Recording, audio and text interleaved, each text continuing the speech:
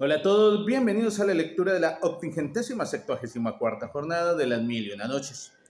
Ella, Cherezade, dijo: Alá aleje de ti todo malo, maestro, pero aún tienes la tez más amarilla que ayer. Descansa, descansa, y no te preocupes de los demás. Y muy impresionado con las palabras del maligno muchacho, me dije a mí mismo: cuídate bien, oh maestro, cuídate bien a costa de tus alumnos. Y así pensando dije al monitor: da tú la clase como si yo estuviera allí. Y empecé a gemir y a lamentarme de mí mismo y quejándome en aquel estado. Y dejándome en aquel estado, el muchacho se apresuró a reunirse con los demás alumnos para ponerse al corriente de la situación.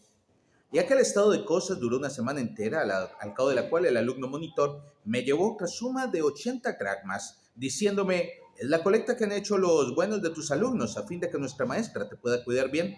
Y aún me conmoví mucho más que la vez primera y me dije: oh, en verdad que tu enfermedad es una enfermedad bendita que te proporciona dinero sin trabajos ni esfuerzos y que al fin y al cabo no te hace sufrir. Ojalá dure mucho tiempo todavía para mayor bien tuyo. Y desde aquel momento decidí fingir que seguía enfermo, persuadido a la larga de que mi organismo no estaba realmente atacado y diciéndome: jamás tus lecciones te producirán tanto como tu enfermedad. Y a partir de aquel momento me tocó a mí hacer creer en lo que no existía. Y cada vez que el alumno monitor volvía a verme, le decía yo: voy a morir de inanición porque mi estómago rehúsa los alimentos. Pero no era verdad, pues nunca había yo comido con tanto apetito ni me había encontrado mejor. Y continué viviendo de tal suerte algún tiempo, cuando he aquí que un día entró el alumno en el preciso momento en que me disponía a comer un huevo. Y al verle, mi primer impulso fue el de ocultar el huevo en mi boca por temor de que al encontrarme comiendo, sospechara la verdad y advirtiese mi falta. Y como el huevo quemaba, me producía dolores intolerables y el empecatado chiquillo, que sin duda alguna debía saber a qué atenerse acerca de la situación, en vez de marcharme, persistió en mirarme con aire compasivo y diciéndome: oh maestro, qué inflamadas tiene las mejillas y cuánto debe sufrir. Eso seguramente debe ser un acceso maligno. Luego, como en mi tortura se me salían los ojos de la cabeza y no le contestaba, me dijo: hay que abrirlo, hay que abrirlo. Y avanzó hacia mí con presteza y sí quiso clavarme en la mejilla una aguja gorda. Pero entonces salté sobre ambos pies vivamente y corrí a la cocina, donde escupí el huevo que ya me había quemado gravemente las mejillas. Y a consecuencia de aquella quemadura, oh emir de los creyentes, se me declaró en la mejilla un verdadero acceso y me hizo ver la muerte roca. Y se hizo ir al barbero que me sacó la mejilla para vaciarme el acceso, y a consecuencia de aquella operación se me quedó la boca hendida y deformada. Y he aquí el porqué de la rasgadura y de la deformación de mi boca. En cuanto al porqué de mi lisiadura, helo aquí. Cuando al cabo de algún tiempo me repuse de las consecuencias de la herida, volví a la escuela, donde fui más riguroso y severo que nunca para con mis alumnos, cuya turbulencia había que reprimir. Y cuando la conducta de uno de ellos dejaba algo que desear, le corregía a estacazos.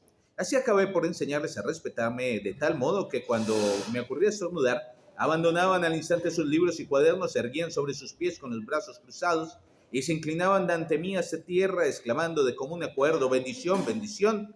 Y yo contestaba como era razón: y con vosotros el perdón, y con vosotros el perdón. Y también les enseñaba otras mil cosas, a cual más provechosa e instructiva, porque no quería que sus padres gastasen en vano el dinero que me daban por su educación, y de tal suerte esperaba ser de los chicos excelentes sujetos y comerciantes respetables. Un día, que era día de salida, los llevé de paseo un poco más lejos que de costumbre y por haber andado mucho, teníamos mucha sed. Y como precisamente habíamos llegado junto a un pozo, decidí bajar a él para aplacar mi sed con el agua fresca que contenía y coger un cubo de ella, si podía, para los chicos. Y al ver que no había cuerda, cogí todos los turbantes de los alumnos y haciendo con los mismos una cuerda bastante larga, me la até a la cintura y ordené a mis alumnos que me bajaran del pozo. Y a punto me obedecieron y me vi colgado del orificio del pozo y me bajaron con precaución para que no diese con la cabeza en la piedra. Y aquí que el tránsito del calor al fresco y de la luz a la oscuridad me hizo estornudar y no pude reprimir un estornudo. Y sea involuntariamente, sea por costumbre, sea por malicia, mis escolares soltaron la cuerda con un ademán unánime, se cruzaron de brazos y exclamaron todos a la vez como lo hacían en la escuela: bendición, bendición. Pero no pude contestarles en aquella circunstancia porque caí pesadamente al fondo del pozo y como el agua no tenía mucha profundidad, no me ahogué, pero me rompí ambas piernas y la clavícula, en tanto que los chicos espantados, no sé si de su hazaña o de su atolondramiento, huyeron a todo correr. Y yo lanzaba tales gritos de dolor que unos transeúntes de quienes llamé la atención me sacaron del pozo. Y como me hallaba en un estado lamentable, me colocaron en un asno y me llevaron a casa, donde estuve postrado un tiempo considerable. Pero jamás me curé de mi accidente y no pude volver a ejercer mi profesión de maestro de escuela. Y por eso, emir de los creyentes, me vi obligado a mendigar para dar de comer a mi mujer y a mis hijos. Y así es como me has visto y socorrido generosamente en el puente de Bagdad, y tal es mi historia. Y cuando el maestro de escuela, lisiado y con la boca hendida, acabó de contar de tal suerte la causa de su lisiadura y de su deformidad, Masrur, el portalfanje, le hizo volver a la fila, y el ciego, que se hacía bofetear en el puente, avanzó a tienta entre las manos del califa y, obedeciendo la orden que le habían dado, contó así lo que tenía que contar. Has de saber, oh emir de los creyentes, que por lo que a mí respecta, en tiempos de mi juventud, yo era conductor de camellos, y gracias a mi trabajo y a mi perseverancia acabé por ser propietario de 80 camellos de mi exclusiva pertenencia, y los alquilaba a las caravanas que comercian de un país a otro, y en época de peregrinación, lo cual me valía crecidos beneficios, y hacía aumentar de año en año mi capital y mis intereses. Y con mis beneficios aumentaba de día en día mi deseo de ser más rico aún, y pensaba nada menos que en llegar a ser el más rico de los conductores de camellos del Irak. Un día entre los días, regresando yo a Basra de vacío con mis 80 camellos, a los que había conducido a aquella ciudad cargados de mercaderías con destino a la India, y habiendo hecho alto junto a un depósito de agua para darles de beber y dejarlos pasear por las cercanías, vi avanzar en dirección mía un derviche. Y el tal derviche me abordó con aire cordial y después de las alemas por una y otra parte se sentó a mi lado. Y reunimos nuestras provisiones y con arreglos a las costumbres del desierto tomamos juntos nuestra comida, tras de lo cual nos pusimos a hablar de unas cosas y de otras y nos interrogamos mutuamente acerca de nuestro viaje y de su punto de destino. Y él me dijo que se dirigía a Basra y yo le dije que iba a Bagdad, y cuando reinó la intimidad entre nosotros le hablé de mis negocios y de mis ganancias y le di cuenta de mis proyectos de riqueza y de opulencia. Y dejándome hablar hasta que concluí, el derviche me miró sonriendo y me dijo: oh mi señor Baba Agdala, ¿cuánto trabajo te tomas para llegar a un resultado tan poco proporcionado, cuando a veces basta un recodo del camino para que el destino te haga en un abrir y cerrar de ojos, no solamente más rico que todos los conductores de camellos de Irak, sino más poderoso que todos los reyes de la tierra reunidos? Luego añadió: oh mi señor Baba Agdala, ¿oíste alguna vez hablar de tesoros escondidos y de riquezas subterráneas? Y contesté: ciertamente, oh derviche, he oído hablar a menudo de tesoros escondidos y de riquezas subterráneas, y todos sabemos que cada uno de nosotros puede, si tal es el decreto del destino, despertarse un día más opulento que los reyes todos.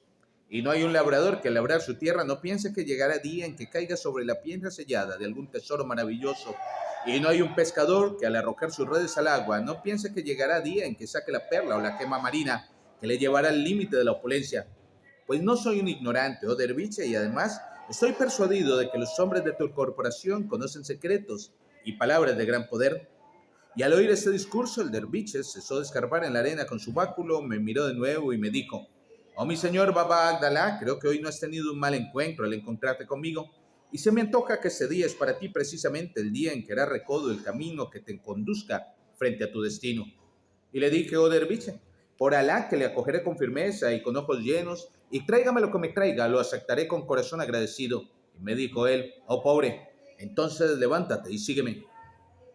Y siguió sobre ambos pies y echó a andar delante de mí y le seguí, pensando: sin duda hoy es el día de mi destino, después de tanto tiempo como llevo aguardándole. Y al cabo de una hora de marcha llegamos a un pequeño valle bastante espacioso, cuya entrada era tan estrecha que mis camellos apenas podían pasar por ella uno a uno. Pero no tardó en ensancharse el terreno con el valle y nos vimos al pie de una montaña tan impracticable que no había ni que pensar que una criatura humana llegase por allí nunca hasta nosotros. Y el derviche me dijo: henos aquí llegados donde había que llegar, por lo que a ti respecta, para tus camellos, y haz que se sienten, a fin de que cuando llegue el momento de cargarlos con lo que vas a ver, no nos cueste trabajo el hacerlo. Y contesté con el oído y la obediencia, y me dediqué a sentar a todos los camellos uno tras de otro en el amplio espacio que se extendía al pie de aquella montaña. Tras de lo cual me reuní con el derviche y le encontré con un eslabón en la mano prendiendo fuego un montón de leña seca, y en cuanto brotó llama del montón de leña, el derviche arrojó a él un puñado de incienso macho, pronunciando palabras cuyo significado no comprendí. Y al punto se elevó por el aire una columna de humo que el derviche partió en dos con su báculo, y enseguida una roca grande frente a la cual nos encontrábamos se separó por la mitad y nos dejó ver una ancha abertura en el sitio donde un instante antes había una muralla lisa y vertical. En ese momento de su narración, Sherazade vio aparecer la mañana y se cayó discretamente, y yo discreto guardo silencio, no sin antes invitaros a que me acompañéis en la lectura de la 80ª 75ª jornada de las Mil y una Noches. Muchas gracias.